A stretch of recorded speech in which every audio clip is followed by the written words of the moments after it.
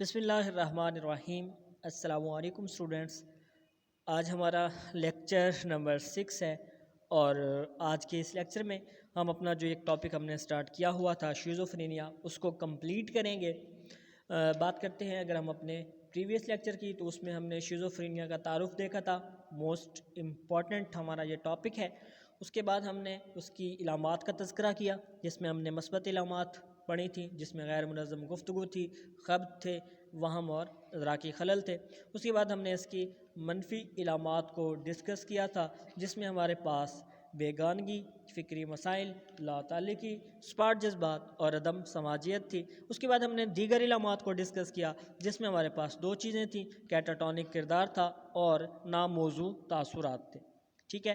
اس کے بعد ہم نے کہا کہ ان کے علاوہ بھی کچھ علامات ہوتی ہیں، کچھ تغیرات ہوتے ہیں جو شیزوفرینیا کے پیشنٹ میں دیکھنے کو ملتے ہیں۔ پھر ہم نے اس میں دیکھا کہ گفتگو کے بھی نقائص تھے، فکر کے نقائص تھے، ادراک کے تھے، حقیقت سے ربط کا خاتمہ تھا، سرگرمی میں کمی تھی، حرکی کردار میں انحطاط تھا، سماجی تعلقات میں انحطاط تھا، ذاتی تشخص میں خرابی تھی، حفظان صحت سے بے خبری تھی، خودکشی کا رجحان تھا اور دیگر امراض کی علامات تھیں۔ تو یہ ساری چیزیں ہم نے اپنے پریویس لیکچر میں ڈسکس کی تھیں۔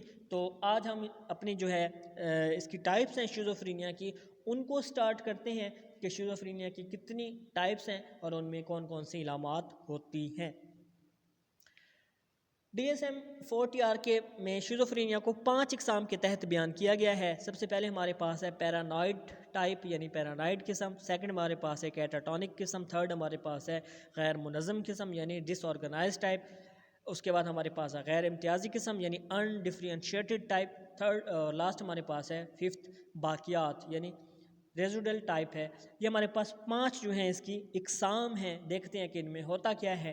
سب سے پہلی ہے ہم بات کرتے ہیں پیرانوئڈ شیزوفرینیا کی۔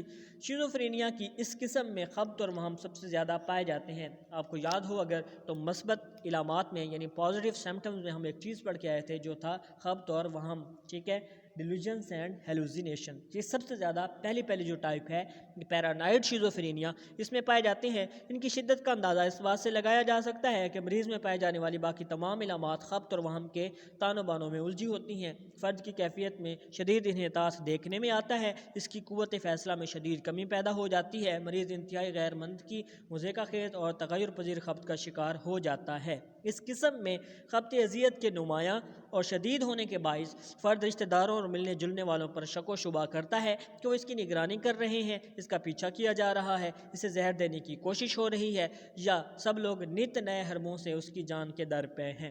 پیرانوئڈ شیزوفرینیا کے مریضوں میں خبط اذیت کے علاوہ خبط عظمت اور خبط حوالہ بھی پایا جاتا ہے۔ وہ خود کو دنیا کا ماہر معاشیات، نیپولین، حضرت مریم، حضرت عیسیٰ، خدا، بادشاہ، فرشتہ، اس طرح کی کوئی اور اہم ہستی سمجھتے ہیں۔ وہ یہ یقین رکھتے ہیں کہ ارد گرد کے بارے میں سرگوشیاں ہو رہی ہیں، ان کے بارے میں ان پر تانہ زنی اور رائے زنی کی جا رہی ہے، گرد و پیش کے تمام لوگ ان کے حوالے سے ہی گفتگو کر رہے ہیں۔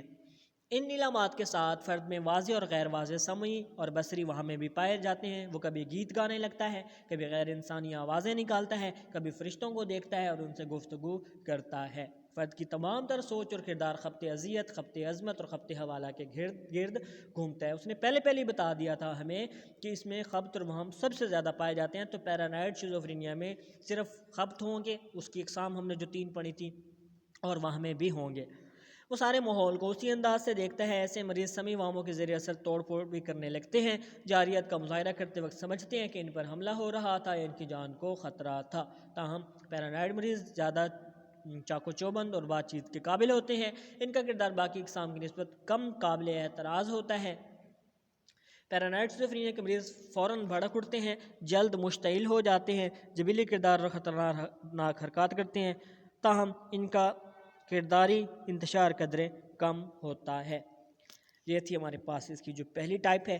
بات کرتے ہیں سیکنڈ کی یعنی کیٹاٹونک جو ہے ٹائپ، اس میں حرکی خرابیاں ہوتی ہیں، ٹھیک ہے، حرکت جو ہوتی ہے فرد کی وہ متاثر ہوتی ہے۔ کیٹاٹونک شیزوفرینیا میں فرد کے حرکی کردار میں شدید خرابیاں پیدا ہو جاتی ہیں، فرد عجیب بے تکی حرکات کرتا ہے، ایسی حرکات جن کا ماحول سے کوئی تعلق نہیں ہوتا۔ اس کے علاوہ فرد اپنے گرد و پیش سے بالکل لا تعلق ہو جاتا ہے، وہ 2 متضاد قسم کے کردار ادا کرتا ہے، شیزوفرینیا کی اس قسم میں فرد پر عموماً دو مختلف کیفیات طاری ہوتی ہیں، ایک ہوتا ہے اسٹوپر اور ایک ہوتی ہے ایکسائٹمنٹ، ٹھیک ہے۔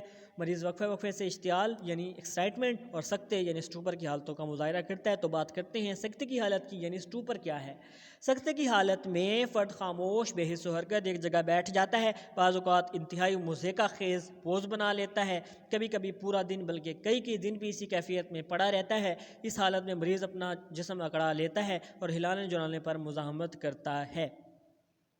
اگر زبردستی اس کا بازو یا ٹانگ ہلائی جائے تاکہ وہ کسی مناسب پوز میں بیٹھ سکے تو گرفت ڈھیلی ہونے پر وہ فوراً اسی ناگوار پوز میں واپس چلا جاتا ہے، ٹھیک ہے۔ ایسا مریض کسی بات کا جواب نہیں دیتا، بار بار بلانے پر بھی بالکل نہیں بولتا۔ سخت کی حالت میں بعض اوقات مومی لچک بھی دیکھنے میں آتی ہے، یعنی تھوڑا بہت جب ہم اس کی بازو کو ٹانگ کو ہلاتے ہیں تو وہ ہمیں ہلانے دیتا ہے۔ اس کے بعد دوسری چیز ہے جی اشتعال کی حالت ہے، ایکسائٹمنٹ۔ سکتے کی حالت میں بیٹھے بٹھائے فرد اچانک اشتعال میں آ جاتا ہے، آنن فانن تمام علامات بدل جاتی ہیں، فرد جنونی اور وحشی کا کردار اختیار کر لیتا ہے، بہت پرجوش ہو جاتا ہے، تیز بولتا ہے، چیختا چلاتا ہے، بھاگتا دوڑتا ہے اور انتہائی سرگرم ہو جاتا ہے، یعنی ہر چیز کیا ہو گئی، اچانک بدل گئی۔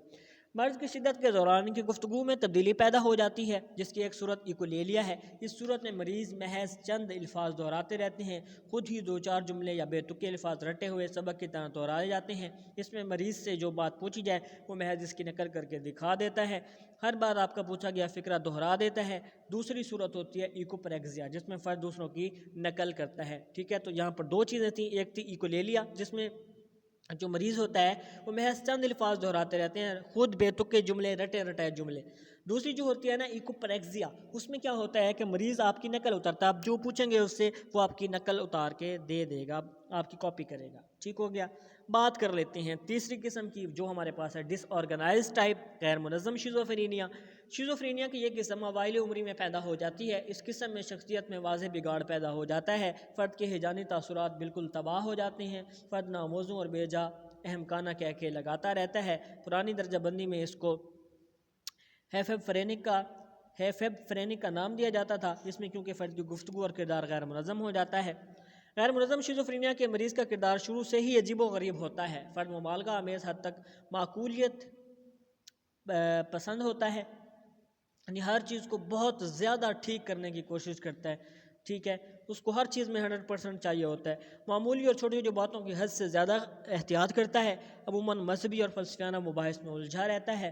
جو مرض کی شدت بڑھتی ہے فرد ہیجانی طور پر لا تعلق ہو جاتا ہے، اس کی گفتگو بے تکی اور بچوں جیسی ہو جاتی ہے، توتلی زبان استعمال کرتا ہے، کبھی ہم آواز الفاظ دہراتا رہتا ہے۔ اس قسم میں بعض اوقات گفتگو چوچوں کا مربع بن جاتی ہے یا مریض الفاظ کا کچومر بنا دیتا ہے، فرد بلا وجہ بے موقع کھوکھلے کہکے لگاتا رہتا ہے، اگر اس سے ہنسی کی وجہ پوچھی جائے تو بالکل نہیں بتا سکتا، اگر بتانے کی کوشش بھی کرے تو انتہائی غیر تسلی بخش وضاحت کرے گا۔ اہمکانہ اور بچگانہ سی مسکراہٹ ان کے چہرے پر طاری ہوتی ہے، چہرے کے اہمکانہ تاثرات کے علاوہ ایسے مریض خود کلامی بھی کرتے ہیں، ان کا حقیقت سے رابطہ یکسر ختم ہو جاتا ہے۔ ایسے مریضوں میں اہمکانہ ہنسی کے علاوہ بلا وجہ رونے کا دورہ بھی دیکھنے میں آتا ہے، ان کی گفتگو کو سمجھنا بے حد مشکل ہوتا ہے، فرد ہم آواز الفاظ نکالتا ہے یا نئے نئے لفظ بنانے لگتا ہے، مریض کی حالت قابل رحم ہو جاتی ہے۔ اس صورت کو اس لیے غیر منظم کہا جاتا ہے کیونکہ اس میں فرد واضح انتشار کا شکار ہوتا ہے۔ فورتھ جو ٹائپ ہے ہمارے پاس وہ ہے غیر امتیازی قسم۔ شیزوفرینیا کے اس قسم میں تمام اقسام کی ملی جلی علامات پائی جاتی ہیں، جس میں وہم بھی ہوتے ہیں، خبط بھی، غیر منظم سوچ بھی اور بے ڈھنگا کردار بھی، سب کچھ ہو سکتا ہے، لیکن اسے کسی ایک قسم میں مکمل طور پر فٹ نہیں کیا جا سکتا۔ اس کے علاوہ اگر مریض کی کیفیت ایک واضح درجہ بندی سے دوسری درجہ بندی میں تبدل جائے تو اس صورت میں بھی غیر امتیازی شیزوفرینیا کی تشخیص کی جاتی ہے۔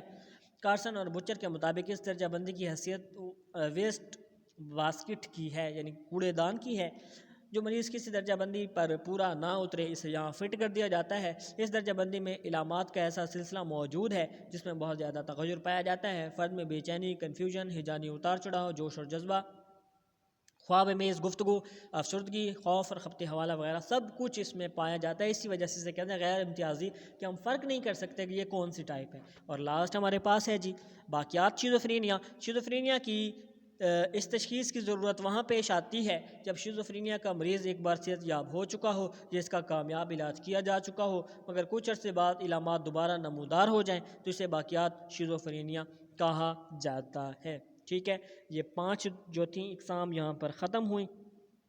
اس کے بعد ہم نے شیزوفرینیا کے اسباب کو ڈسکس کرنا ہے۔ اس میں ہمارے پاس شیزوفرینیا کے اسباب میں حیاتیاتی عوامل، نفسی سماجی عوامل اور ثقافتی عوامل شامل ہیں، اور ان کا تذکرہ ذیل میں ہے۔ حیاتیاتی عوامل دیکھیں، ورثہ کی منتقلی ہے۔ پہلے وسیع تحقیقاتی مواد اس بات کی تائید کرتا ہے کہ شیزوفرینیا کا رجحان ورثے میں منتقل ہوتا ہے۔ اس بات کو ثابت کرنے کے لیے وہ تمام مطالعات موجود ہیں جو شیزوفرینیا کے مریض خاندانوں یا جڑواں اور لیپالک بچوں پر کیے گئے تھے۔ خاندانوں پر مطالعات ہوئے تو ثابت ہوئی کہ شیزوفرینیا کے قریبی رشتہ داروں میں اس مرض کا امکان زیادہ ہوتا ہے۔ فرد کی مریض سے رشتہ داری جتنی دور کی ہوگی اتنا اس پر مرض کا جو حملے کے امکان ہوں گے وہ کم ہوں گے۔ یہاں پہ ایک پیج نمبر 102 پہ ایک گراف ہے، وہ آپ دیکھ لیں گے۔ جتنا قریب کا رشتہ ہوگا امکان زیادہ ہوں گے، جتنا دور کا ہوگا امکان کم ہوں گے۔ جڑواں بچوں پر مطالعات کیے گئے، تحقیقات سے یہ بات واضح ہوئی۔ کینر اور اس کے ساتھیوں نے 1998 میں، جبکہ کارڈینو اور اس کے ساتھیوں نے 1999 میں جڑواں بچوں پر تحقیقات کر کے اپنے نتائج مرتب کیے، جس میں واضح کیا کہ اگر مماثل جڑواں بچوں میں سے کسی ایک کو شیزوفرینیا کا مرض لاحق ہو جائے تو دوسرے بچے کے مریض بننے کے امکانات 44.3% ہوتے ہیں، جبکہ غیر مماثل جڑواں میں یہ شرح 12.8% رہ جاتی ہے۔ پھر لیپالک بچے ہیں جی، جہاں پر انہوں نے جو گود لیے جاتے ہیں بچے، ٹھیک ہے، ان کو گود لیتے ہیں، ان پر تحقیق کی گئی۔ تو یہ والی جو تحقیق ہے، یہ آپ کی اسائنمنٹ بھی ہے، یا آپ لوگ خود پڑھیں گے بھی سے کہ اس میں کیا لکھا ہوا ہے، سارا پیج نمبر 103 پر ہے۔ اور اس کے بعد حیاتیاتی کیمیائی عوامل ہیں کہ دماغ میں کئی نیورو ٹرانسمیٹر موجود ہوتے ہیں جن میں نورایپینفرین، سیروٹونین اور ڈوپامین وغیرہ شامل ہیں۔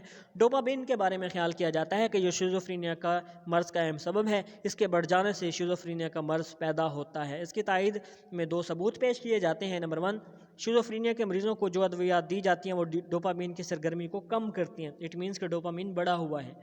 نمبر 2، شیزوفرینیا کے مریضوں کا دماغی معائنہ کرنے سے معلوم ہوتا ہے کہ ان کے دماغ میں ڈوپامین کی سرگرمی بڑھ گئی ہے، ٹھیک ہے۔ پھر دماغی ساخت کی خرابی ہے، یہ آپ دیکھ لیں گے، وینٹریکل کا بڑھ جانا ایک، ٹھیک ہے، سیریبرو اسپائنل فلوئڈ ہوتا ہے، یہ دماغ میں چھوٹے چھوٹے گڑھے ہیں جن میں ایک رطوبت یعنی سیریبرو اسپائنل فلوئڈ ہوتا ہے۔ وینٹریکل کا سائز بڑھ جانے سے دماغی خلیات میں خرابی پیدا ہوتی ہے، یہ بھی وجہ بن سکتی ہے۔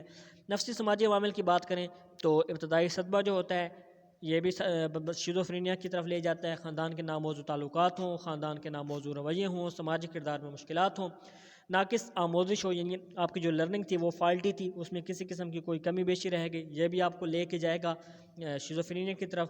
دیگر نفسیاتی مسائل بھی ہو سکتے ہیں، اور انداز تربیت جو ہے، دیگر نفسیاتی ماہرین نے والدین کے انداز پرورش کو خاص اہمیت دی ہے۔ جو ماں غلبہ پانے والی ہو وہ بچے میں ذاتی خود مختاری پیدا نہیں ہونے دیتی، وہ بچے کو محبت سے محروم رکھتی ہے اور اسے بے وقتی کا احساس دلاتی رہتی ہے، جس سے فرد کے تصور ذات کی تشکیل مکمل نہیں ہوتی۔ اس کے علاوہ انداز تربیت آمرانہ یعنی حکم چلانے والا ہو یا نظر انداز کرنے والا تو بھی فرد کی آئندہ زندگی مشکلات کا شکار ہوتی ہے۔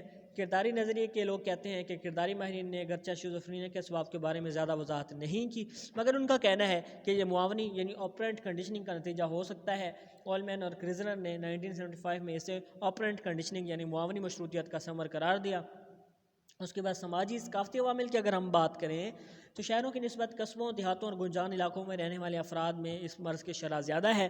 بالائی طبقے کی نسبت زیریں طبقے میں بھی شیزوفرینیا کے امکانات زیادہ ہوتے ہیں۔ سماجی طبقے اور شیزوفرینیا میں اگرچہ مستقل تعلق پایا جاتا ہے لیکن اسے ثابت نہیں کیا جا سکتا۔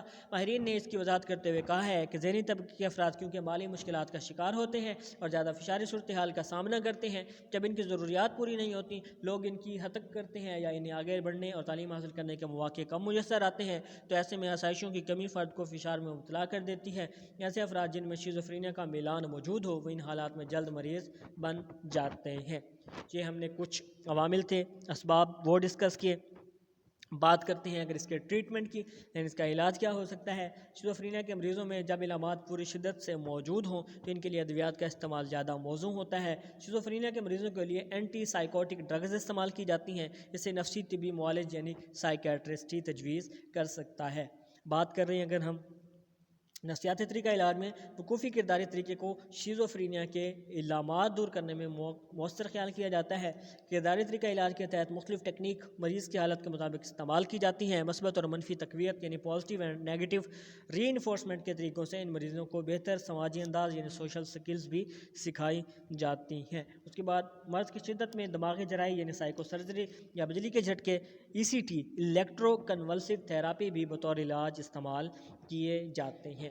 تو اسٹوڈنٹس یہاں پر جو تھا ہمارا شیزوفرینیا والا جو تھا ٹاپک وہ کمپلیٹ ہوا، جس میں ہم نے اس کے اقسام کو، آج ہم نے اس کے اسباب کو اور اس کا جو علاج تھا اس کو ڈسکس کیا۔ امید ہے اس میں آپ لوگوں کو کسی قسم کا کوئی مسئلہ نہیں ہوگا۔ اگر کوئی پرابلم ہوتا بھی ہے تو آپ اپنے گروپس میں ضرور ڈسکس کیجیے گا، اس کو آپ نے خود پڑھنا ہے۔ اب ساری چیزیں اس میں ایسی نہیں تھیں کہ میں آپ لوگوں کو ریڈ کراتا، جو مین اس کے ٹاپک، مین تھیم تھا، جو کنسیپٹ تھا، وہ میں نے آپ لوگوں کو بتا دیا۔ باقی بکس آپ لوگوں کے پاس ہیں، اس کو آپ لوگ اچھے طریقے سے ریڈ آؤٹ کریں، اس میں کسی قسم کا کوئی مسئلہ ہو تو آپ ضرور پوچھیں۔ اسائنمنٹ میں نے آپ لوگوں کو وہ دی ہے، بچے کافی کہہ رہے تھے کہ مشکل اسائنمنٹ ہے، آپ نے جو ریسرچ وہ بتائی ہوئی ہیں پیج نمبر 93 پہ، صرف آپ نے ان کو پڑھنا ہے، ٹھیک ہے۔ اور باقی انشاءاللہ جو ہمارا نیکسٹ لیکچر ہوگا اس میں ہم اپنا ایک نیا ٹاپک سٹارٹ کریں گے، تو نئے ٹاپک کے ساتھ انشاءاللہ نیکسٹ لیکچر میں ملاقات ہوگی۔ اپنا خیال رکھیے گا، اللہ حافظ۔